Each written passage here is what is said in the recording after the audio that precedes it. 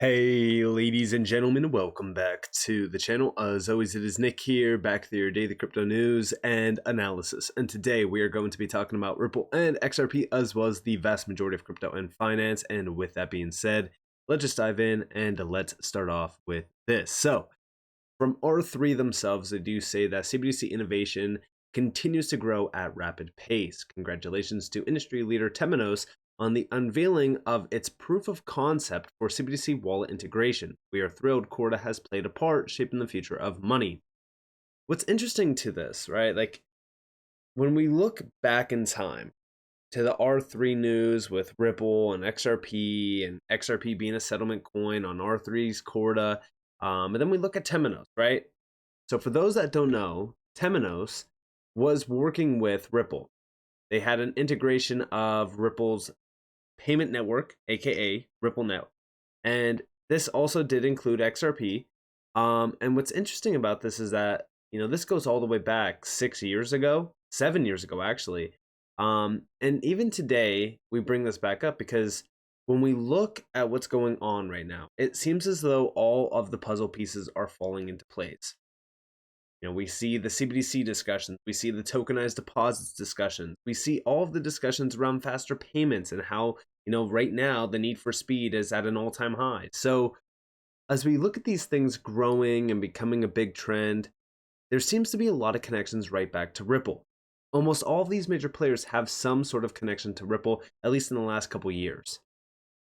And although, yes, this is older news, we even see Deloitte putting a spotlight on it. They showcased it. They even have the quote over here from Deloitte saying there is an enormous potential for banks to leverage disruptive technologies to make their existing payment processes faster, cheaper, and more secure. Innovative financial institutions are aware of this and are looking for ways to integrate their core systems with disruptive technologies such as DLT or distributed ledgers or blockchain. And again, this was back in 2016. So the reason why I bring this up, right, is because we know Ripple is becoming a leader around CBDCs. We also know that, yes, CBDC innovation is heating up, but it seems as though Ripple's at the center point for this. We even see this post from September 19th. Ripple, 9 out of 10 central banks are actively exploring CBDCs, and Juniper Research predicts CBDC payments could reach $213 billion by 2030. With global adoption on the rise, learn how CBDCs are poised to reshape the global banking system. Now, when we go over here, right, we do see CBDCs, a new chapter in global banking. This was September 19th. And we do see the emergence of blockchain technology coupled with real-world use cases and the dramatic freefall in global cash usage had led to a surge in CBDC research and development today. And remember what I said about that, right? The idea of this global cash usage dropping, we know that the pandemic was a big thanks to that. And we actually know that this was pushed by the World Economic Forum as well. But nonetheless, they are expecting CBDC payments to reach $213 billion by 2030. I actually do think that we could start to see a lot more money pouring through CBDC payments or even tokenized opportunities around payments as well. But we also do see down here that with more than 90% of the reports surveyed, participants said digital assets like CBDCs will have a significant or massive impact on business, finance, and society in the next 3 years. Now, this is talking about digital assets outside of CBDCs as well, meaning this could be XRP, it could be crypto, it could be tokenized assets, you name it. We also see that over 80% of those finance leaders surveyed are likely to begin using crypto, stablecoins, and or CBDCs in their businesses within the next 3 years.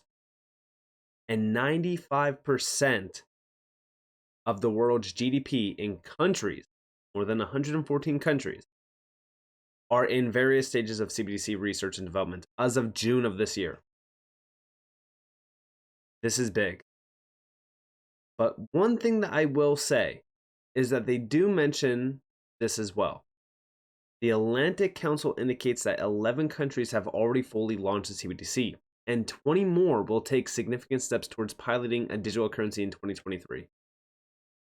At a time where we see, politicians and we also see congressional members trying to push for CBDC bans and this and that, I think that we're way past that. I think the time to move on banning CBDCs was many years ago. I think now it's to the point where there's far too many already looking into CBDCs or even working with CBDCs. We already know that the global elites are already pushing for CBDCs, which tells me, listen, it's probably too late, right? But one thing that I will say is there's a lot of incredible connections here back to Ripple as well. You could call it good, you could call it bad, you could call it whatever you want. In a way, I look at it as if this does happen, right? If CBDCs do happen, or if CBDCs don't happen, XRP is still poised for incredible adoption. Ripple is still poised for incredible expansion because Ripple is a company, XRP is a digital asset, two completely different things. They will both be very beneficial overall to the financial world. But what they do mention here is micronations like Palau are also exploring the potential benefits of digital currencies to support sustainability goals and financial inclusion. Now, this is a big one, right? Because Palau is such a small nation, but it seems as though they are making a big impact. And what do I mean by that? Well, it's very simple, right?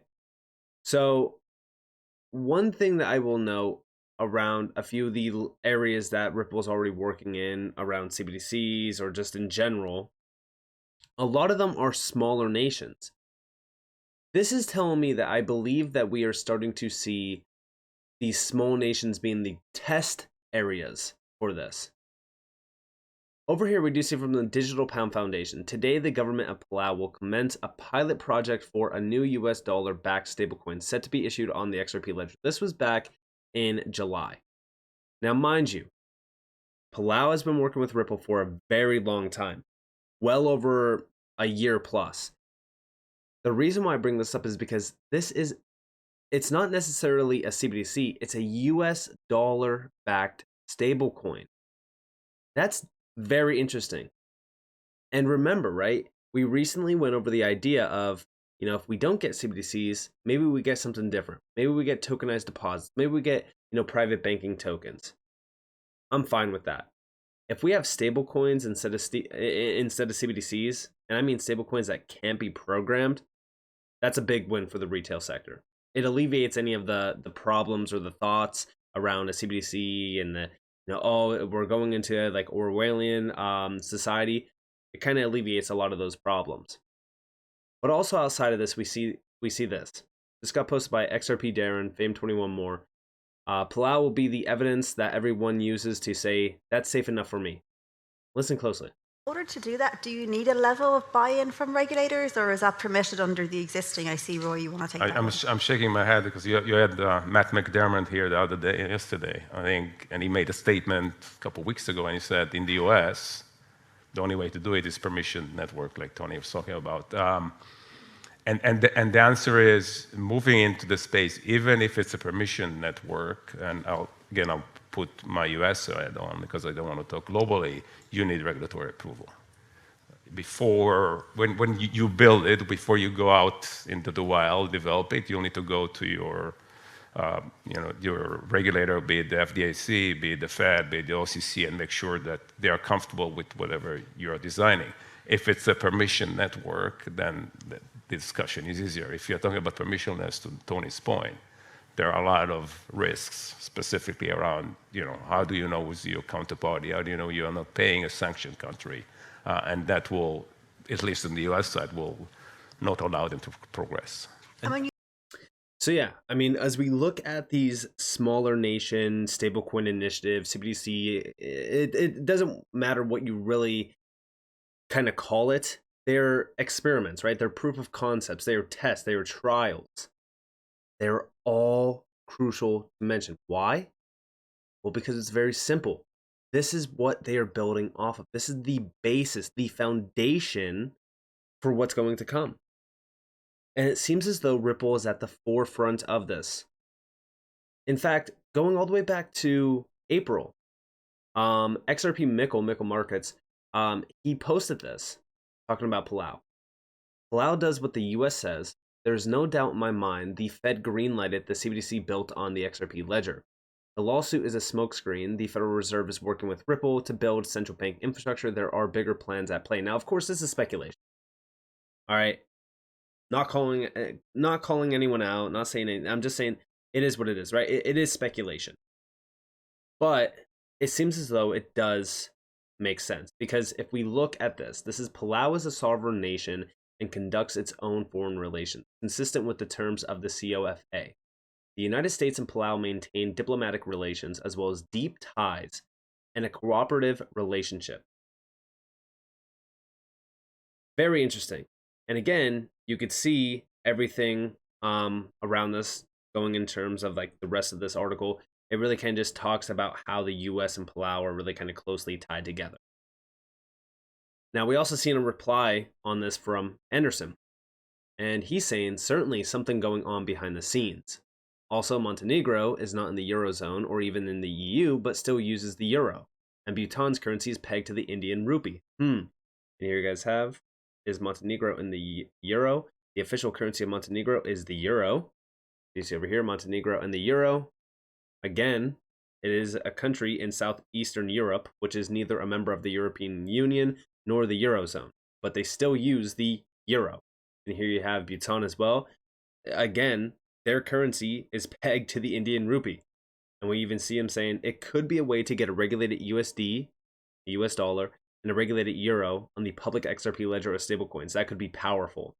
Now, again, this is speculation, but imagine if this is the case. And it could very well be the case. And also, Bhutan is a big one because, listen, India has been moving very fast on CBDC initiatives and things like that.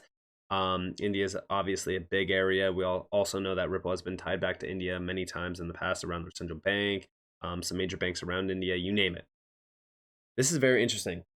And this is a very interesting topic to really kind of speculate on because we don't really know the plans at play behind the scenes, but we could definitely connect the dots and kind of come to our own conclusion. Again, it's speculation. We shouldn't really put too much pressure on this and too much,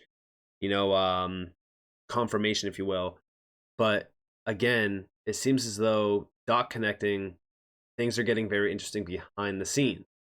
And also, by the way, yes, the XRP Ledger itself is key, right? Like we know, even if it's private or public ledger technology, XRP plays a role and can play a major role.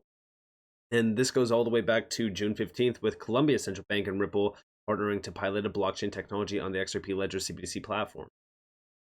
And remember that the XRP Ledger CBDC platform also serves as a basis for similar pilot projects in Hong Kong, Bhutan, Palau, and Montenegro. Like, this is the basis point for a lot of these projects. And remember, like, I just recently talked a little bit about Hong Kong. Like, it's a huge use case. They're talking about real estate tokenization. It's a big pilot. We also know that the HKMA is tied back to some of the BIS projects as well.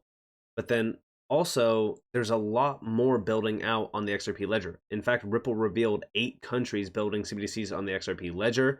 They do mention that here. Don't know how, again, credibility here. Don't know how credible this is, simply because it kind of looks chopped together. And also the source is CryptoGeek, which, if you guys know me, CryptoGeek is notorious for sharing falsified documentation and just falsified information in general. But I will say this. What we do know is from James Wallace. This is actually 100% legit. James Wallace is an individual that does work at Ripple. We do see there are 195 countries in the world. James says 5 announced, 5 not announced. It's 10. Conversations with 20 more. That's 30. If the conversations turn into signed deals, that is 30 out of the 195, or 15.38% running on Ripple CBDC platform that offers private or public XRP. And down here, we also do see, or I shouldn't say offers private or public XRP, just offers private or public CBDC initiatives.